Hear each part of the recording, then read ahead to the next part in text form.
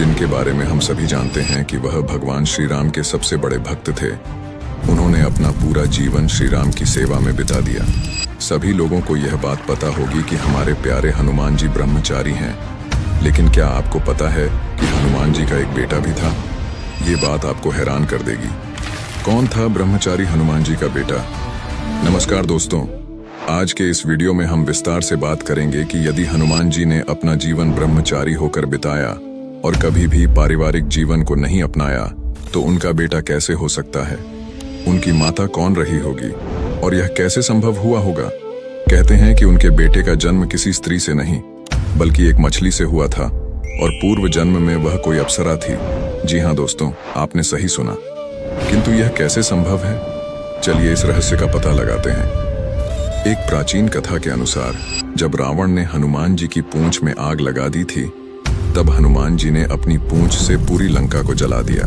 लंका जलाने के बाद हनुमान जी जब अपनी पूंछ में लगी आग को बुझाने के लिए समुद्र में उतरे, तब उनका तापमान बहुत ज्यादा था और उनके पसीने की एक बूंद समुद्र के पानी में गिर गई थी। उस बूंद को एक मछली ने पी लिया और वह गर्भवती हो गई। इसी प्रकार से हनुमान जी का बेटा मकरध्वज पैदा हुआ। पिता पुत्र का महासंग्राम। रामायण के अनुसार जब रावण राम जी के हाथों हारने लगा तो उसने पाताल लोक के स्वामी अहिरावण को राम और लक्ष्मण का अपहरण करने के लिए मजबूर किया। अहिरावण एक मायावी राक्षस राजा था और वह अपनी माया की शक्ति से किसी का भी रूप ले सकता था।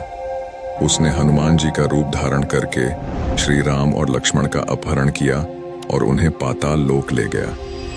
जब यह बात राम जी की वानर सेना में सबको पता चली तो सब जगह हल्ला मच गया। हनुमान जी उन्हें ढूंढते हुए पाताल लोक पहुंचे, जहां उन्होंने देखा कि वहां 7 द्वार थे और हर द्वार पर एक पहरेदार था।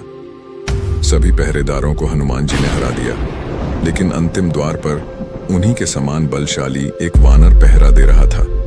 वह वानर दिखने में एकदम हनुमान जैसा लग रहा था। यह देखकर हनुमान जी को आश्चर्य हुआ। उन्होंने जब उस वानर से परिचय पूछा तो उसने अपना नाम मकरध्वज बताया और अपने पिता का नाम हनुमान बताया। मकरध्वज के मुख से पिता के रूप में अपना नाम सुनकर हनुमान जी बहुत क्रोधित हो गए और बोले, यह असंभव है क्योंकि मैं आजीवन ब्रह्मचारी रहा हूं। हनुमान का परिचय पाते ही मकरध्वज उनके चरणों में गिर गया और उन्हें प्रणाम कर अपनी उत्पत्ति की कथा सुनाई। यह सब सुनकर हनुमान जी ने मकरध्वज को अपने गले से लगा लिया और मान लिया कि वह उनका ही पुत्र है, लेकिन यह कहकर कि वह अभी अपने प्रभु श्री राम और लक्ष्मण को लेने आए हैं। जैसे ही द्वार की ओर बढ़े, वैसे ही मकरध्वज उनका मार्ग रोकते हुए बोला, पिताश्री, यह सत्य है कि मैं आपका पुत्र हूं, लेकिन अभी मैं अपने स्वामी की सेवा में हूं, इसलिए आप अंदर नहीं जा सकते। इससे हनुमान जी प्रसन्न भी हुए थे। द्वारपाल से पाताल लोक के राजा तक का सफर। हनुमान ने मकरध्वज को अनेक प्रकार से समझाने का प्रयास किया, किंतु वह द्वार से नहीं हटा। तब दोनों में घोर युद्ध शुरू हो गया। देखते ही देखते हनुमान जी उसे अपनी पूंछ में बांधकर पाताल में प्रवेश कर गए। हनुमान सीधे देवी मंदिर में पहुंचे, जहां अहिरावण राम लक्ष्मण की बलि देने वाला था।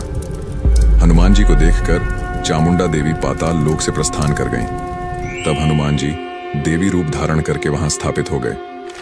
कुछ देर के बाद अहिरावण वहां आया और पूजा अर्चना करके जैसे ही उसने राम लक्ष्मण की बलि देने के लिए तलवार उठाई, वैसे ही भयंकर गर्जन करते हुए हनुमान जी प्रकट हो गए और उसी तलवार से अहिरावण का वध कर दिया।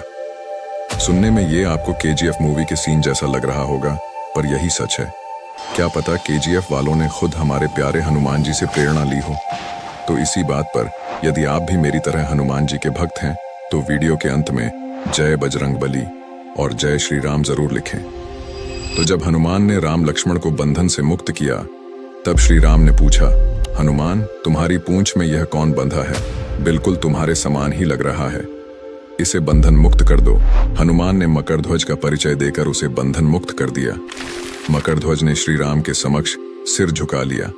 तब श्री राम ने मकरध्वज का राज्याभिषेक कर उसे पाताल का राजा घोषित कर दिया और कहा कि भविष्य में वह अपने पिता के समान दूसरों की सेवा करे। यह सुनकर मकरध्वज ने तीनों को प्रणाम किया। तीनों उसे आशीर्वाद देकर वहां से प्रस्थान कर गए। इस प्रकार मकरध्वज हनुमान पुत्र कहलाए।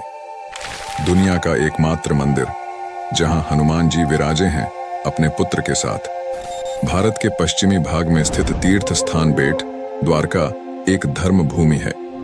यहाँ पर भगवान द्वारकाधीश का मंदिर होने के अलावा पौराणिक और दुनिया का एकमात्र ऐसा हनुमान मंदिर है जहां हनुमान जी अपने पुत्र मकरध्वज के साथ विराजमान हैं।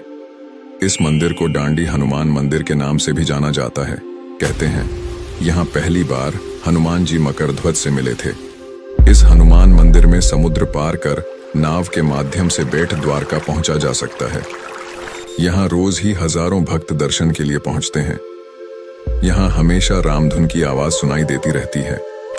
यदि आपको यह कहानी पसंद आई हो तो इस वीडियो को लाइक करें, कमेंट में अपने विचार जरूर बताएं और चैनल को सब्सक्राइब करके हमें सपोर्ट करें ताकि हम आपके लिए और भी ऐसी रोचक कहानियां लाते रहें। जय श्री राम।